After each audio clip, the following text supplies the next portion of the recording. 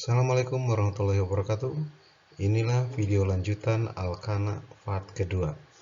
Ya, selamat belajar. Nah, sekarang kita sampai ke poin penamaan alkana bercabang yang ketiga. Ya. Nah, kalau yang ketiga ini mulai utuh secara keseluruhan. Saya ingatkan lagi. Pertama apa tadi? Menentukan rantai induk. Betul sekali. Yang kedua adalah menentukan cabang ya, atau menentukan alkilnya. Nah, yang ketiga sekarang adalah kita gabung semuanya, akhirnya menjadi nama senyawanya. Gitu ya. Perhatikan kalimat ini yang ada di kotak biru ini. Kalimat ini kita baca dulu ya. Urutan penulisan nama alkana bercabang itu dilanjutkan dengan menentukan nomor alkil yang terikat pada salah satu atom C di rantai induknya. Penentuan nomor rantai induk dimulai dari atom C paling ujung yang jaraknya terdekat dengan percabangan yang mengikat gugus alkil. Diikuti tanda strip. Nah, hati-hati. Nama alkil ditulis menyambung dengan nama rantai induknya. Itu aturannya. Nah, sekarang penerapannya, lihat ke contoh di pinggirnya. Oke. Contoh ini sengaja saya buat nyambung dengan yang tadi ya, dengan yang tadi. Nah, di sini kita lihat contohnya strukturnya seperti ini, sama dengan tadi. Ceritanya tadi kan rantai induknya sudah kita tentukan ada 8 gitu kan. Nah, kemudian ini saya kasih tanda kotak. Tanda kotak ini yang menunjukkan bahwa dia rantai induk ada 8. Nah, yang berikutnya, yang tidak terdapat dalam rantai induk ini, berarti itu namanya cabang, yaitu yang ini. Nah, ini kan dia tidak terdapat di kotak ini yang saya tandain, artinya dia cabangnya. Dan cabangnya ini, atau sebagai gugus alkil, cabang itu kan gugus alkil, dia gugus alkilnya itu CH3. Kalau di sini tertulis H3C, nggak masalah ya. H3C, CH3 sama aja, jangan kejebak dengan penulisan itu. CH3. Oh, berarti kalau CH3 alkilnya itu kan bernama metil. Karena dia C-nya berjumlah 1. Ya kan? Nah, maka di sini kita bisa menarik kesimpulan seperti ini. Ini kalau saya detilkan begini. Langkah pertama kan menentukan rantai induk. Udah ketemu. Rantai induknya adalah oktana. Kenapa? Karena jumlah atomnya ada 8. Ya kan? Yang kedua adalah menentukan cabang. Cabangnya apa? Metil namanya. Tetapi kamu lihat di dalam rumus struktur di atas tadi, metilnya ini nempelnya di C nomor berapa? Gitu kan? Ternyata nempel di C nomor 3. Mana C nomor 3 yang dimaksud? Ya ini. Ya kan? C nomor 3 yang dimaksud itu adalah ini. Ya kan? Jadi si CH3 ini, CH3 yang apa? Yang bertindak sebagai alkil ini, dia nempel di C nomor 3. Ya kan? Terikat di C nomor 3. Makanya saya kasih keterangan di sini terikat pada atom C nomor 3. Nah, sehingga kalau sudah rantai induknya ketemu, gugus alkilnya ketemu, silakan gabungkan menjadi nama senyawa gitu. Nah, cuman dalam penamaan senyawa aturannya perhatikan. Metilnya kan disebutkan, cabangnya disebutkan lebih dulu, baru nanti di belakangnya nama induknya. Maka tulisnya jadi gini, 3 metil oktana. 3 itu menunjukkan apa? 3 itu menunjukkan bahwa cabang ada di nomor 3. Apa cabangnya? Metil. Gitu kan? Apa induknya? Oktana. Itu induknya. Nah, jadi digabungkan ini. Sehingga bernamalah 3 metil oktana. Ya. Nah, ini penentuan namanya arahnya dari sini. Dari sebelah sini arahnya.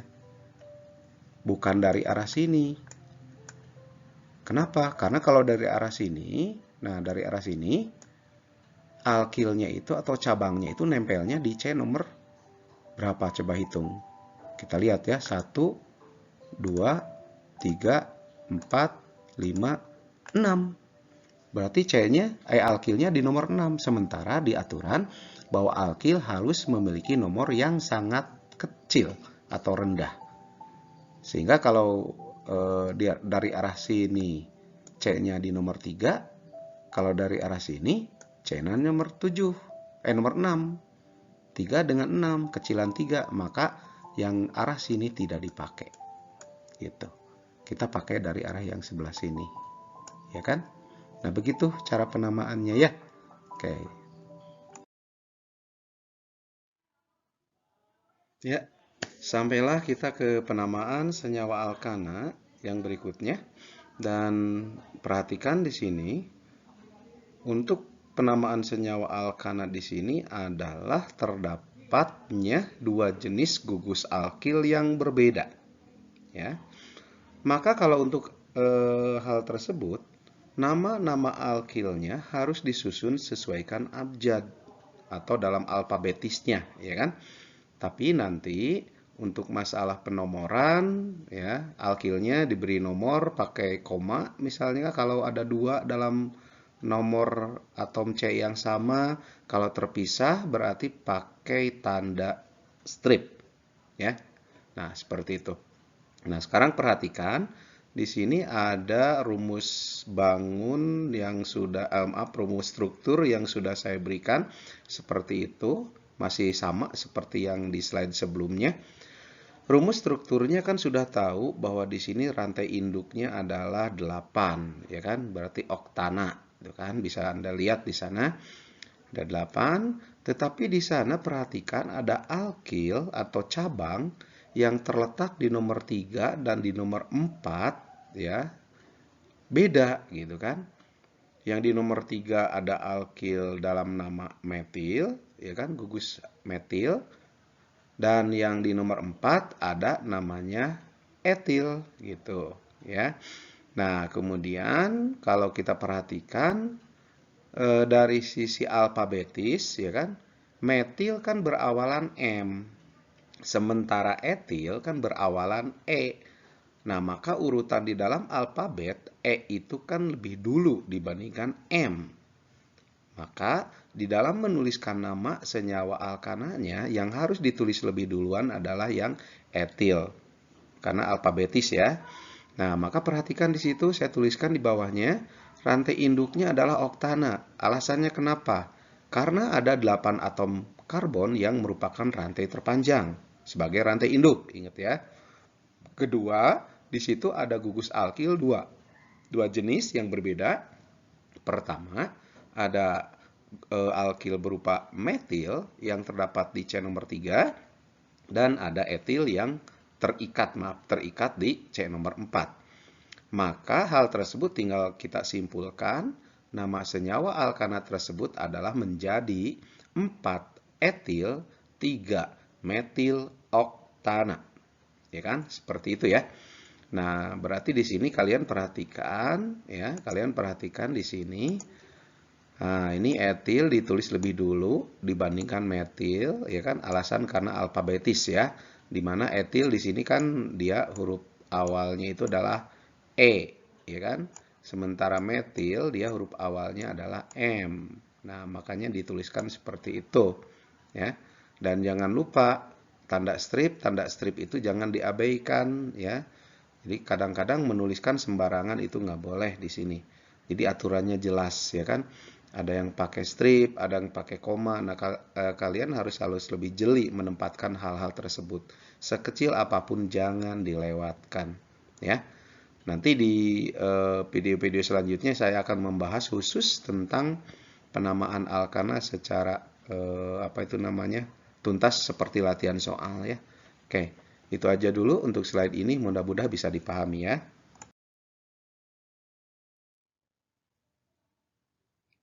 Ya, untuk yang ini masih di penamaan alkana, tetapi kalau di sini untuk alkil yang sejenis ya, hanya lebih dari satu. Ya, alkilnya sama tapi lebih dari satu. Bagaimana cara penamaannya? Lihat di sini aturannya yang sudah ada, ya aturannya seperti ini. Pertama itu kalian tuliskan nomor-nomor cabang dari alkil-alkil sejenis dan pisahkan dengan tanda koma. Ya, nah, tadi sudah disinggung ya. Jika terdapat dua jenis alkil dengan dua nomor yang sama, maka nomor tersebut harus ditulisnya diulang, jadi 2 kali, ya kan? Kemudian itu kalau dua ya, 2 kali. Kalau seandainya nomornya tidak menggunakan koma, nanti pemisahnya itu akan disalahkan ya. Jadi hal sekecil tadi saya bilang, tolong pahami itu ya, tidak diabaikan. Yang kedua, berikan awalan Yunani seperti urutan di untuk 2, tri untuk 3, tetra untuk 4, penta untuk 5, dan seterusnya. Ya, pada nama gugus alkil sesuai dengan jumlah gugusnya. Kalau gugus alkil yang samanya ada 2, maka pakailah di. Alkil yang sama ada 3, pakailah tri, dan seterusnya. Kemudian gunakan juga tanda strip ya untuk memisahkan nomor cabang dengan nama alkilnya. Nah, inilah aturannya ya. Ini bisa ditelaah lebih jauh oleh Anda, oleh kalian, pelajari lagi ya. Kita lihat contohnya di sini. Nah, ini contoh masih tetap sama, saya pakai rumus struktur yang ini ya. Di sini rantai induknya sudah kita tentukan ya kan, oktana karena 8 sudah ya kan. Kemudian alkilnya, perhatikan di sini alkilnya kan ada 3, perhatikan di gambar. Alkilnya itu ada ini 1, 2, 3 dan sejenis ya kan. Semuanya bernama metil, alkilnya karena CH3 kan. Nah, semuanya metil, metil, metil. Tinggal kita lihat nomornya kan. Untuk metil yang pertama ini ada di nomor 3 ya kan. Untuk metil yang pertama ini ada di nomor 3. Nah, itu kan. Kemudian metil yang ini ada di nomor 4 nempelnya, terikatnya. Alkil yang ini, metil yang ini di nomor 5 ya. Berarti ini saya tulis di sini kan. Nah, ini kan di nomor 3, 4 dan 5. Karena sejenis, maka ini kita tulis menjadi seperti ini dalam namanya. Nah, 3, ingat awas ada koma ya. 3,4,5. Karena metilnya ada 3, maka muncul awalan Yunani ini, trimetil. Ya, trimetil, dan ini induknya oktana. Oke? Nah, jadi nama lengkapnya adalah 3,4,5 trimetil oktana. Oke? Iya. Terima kasih untuk yang ini dan kita lanjutkan lagi ya. Oke.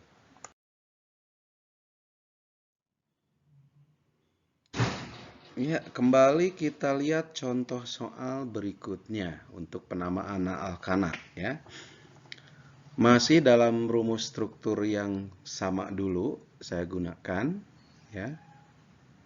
Perhatikan di dalam rumus struktur ini ya, yang menjadi rantai induk tetap oktana ya. Alasan sudah tahu kan, karena ada 8 atom atom C yang terpanjangnya ada 8. Hanya di sini perhatikan ada alkil ya, sebanyak 3 buah alkil. Nah, yang sejenisnya adalah yang etil gitu kan, ada 2 di sini. Kalau tadi metil ya, yang sejenisnya metil. Kalau di sini yang sejenisnya adalah etil. Perhatikan di sini cabang atau alkil yang pertama ini metil ya, metil terikat di nomor 3. Terikat di nomor 3, awas, perhatikan ya. Kemudian ada etil ya, C2H5, ingat karena C-nya ada 2, berarti etil ya. Kita ngingetnya gampang gitu lah, kalau C2 kan etil, C2H5. Dia terikat di nomor 5 ya kan, di nomor 5. Dan kemudian ada satu lagi sama ini etil. Dia juga terikat di nomor 5 sama di sini. Ya kan? Nah, kemudian untuk penamaannya sekaligus ya, lihat. Di nomor 5 itu kan ada 2 berupa etil, maka di sini kita tuliskan jadi 5. Awas pakai koma ya, ingat koma 5. Muncul awalan Yunani di karena etilnya ada 2, ingat ya. Jadi 5,5 di etil, baru ini 3 metil. Perhatikan, etil ditulis lebih dulu, ingat. karena alfabetis, ya kan? Ini huruf E, sementara ini huruf M. Yang tadi kan? Nah, ini, ya kan? Maka ditulisnya di belakang yang metil. Lengkaplah namanya menjadi 5,5. Awas, tanda strip jangan lupa. Dietil strip 3 strip metil oktana. Itu cara penulisannya yang lengkap seperti itu kan. Nah, dibaca aja langsung oleh kalian jadi 5 dietil 3 metil oktana. Ya. Itulah untuk penamaan ya alkil sejenis. Jadi kalau alkil sejenis yang nempel di terikat di atom C yang sama, penulisan nomornya pun ingat diulang. Dan saat mengulang penomoran dipisahkan dengan tanda koma ya, itu kan. Ya, itu ya. Mudah-mudahan bisa dipahami lagi. Oke. Selanjutnya Bapak akan menunjukkan ini kan di sini ada tanda ini nih. Nah, ini kan arah ya kan. Nah, kalau arah ini gimana ini cara menentukan arah ini dari mana? Kenapa kok arahnya dari sini gitu kan? Tapi di sini arahnya kok tidak ngambil dari sebelah sini, misalkan dari sini arahnya, ya kan? Tidak dari sini. Nah, ini dibahas di slide berikutnya. Oke?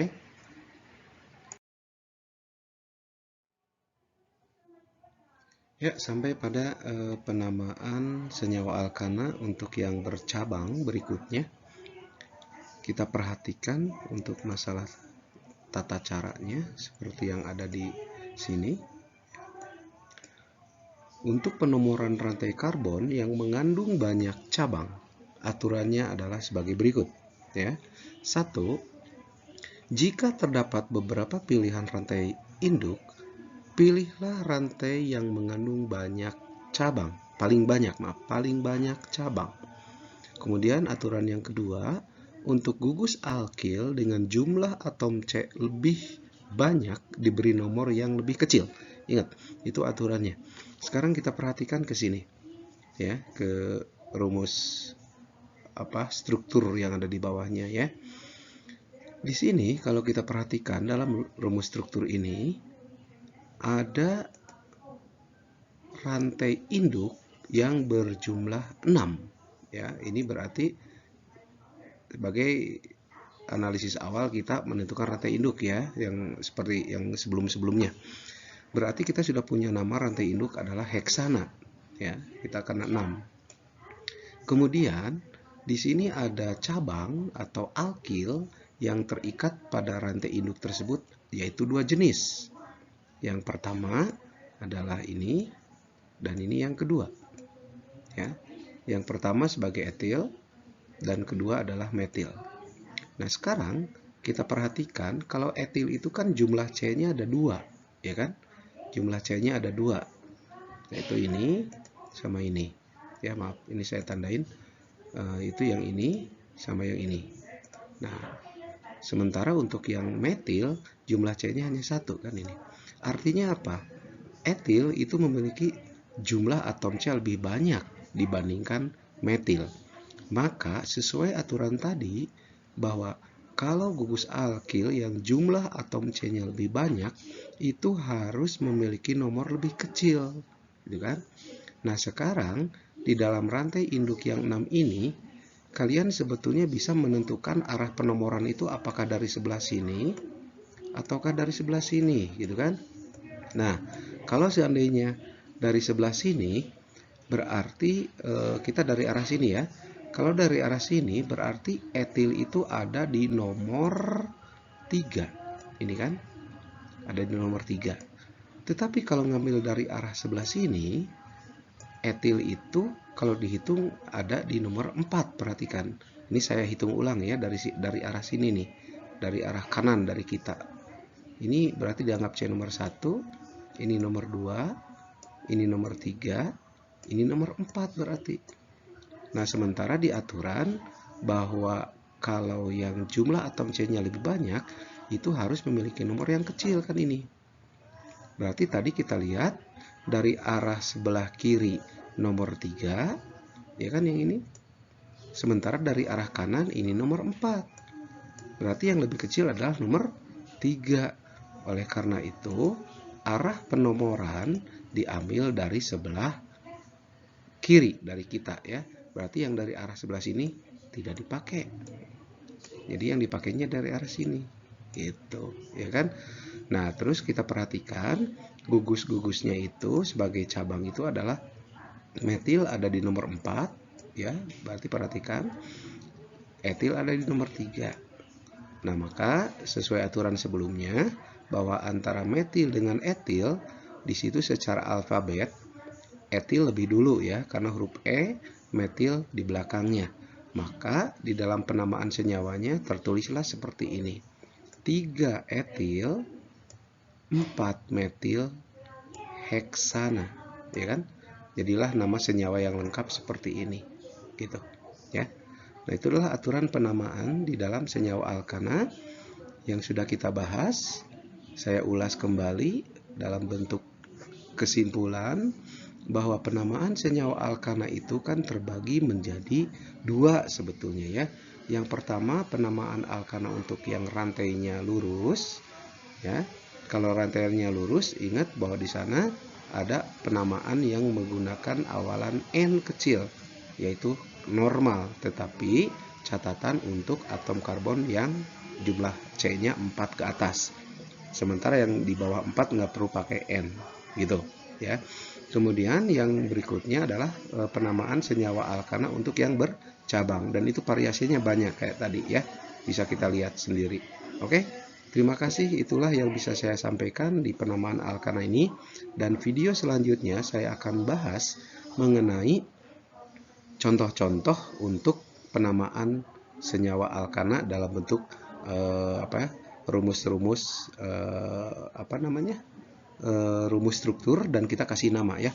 Insya Allah di video berikutnya akan saya bahas itu secara detail tuntas.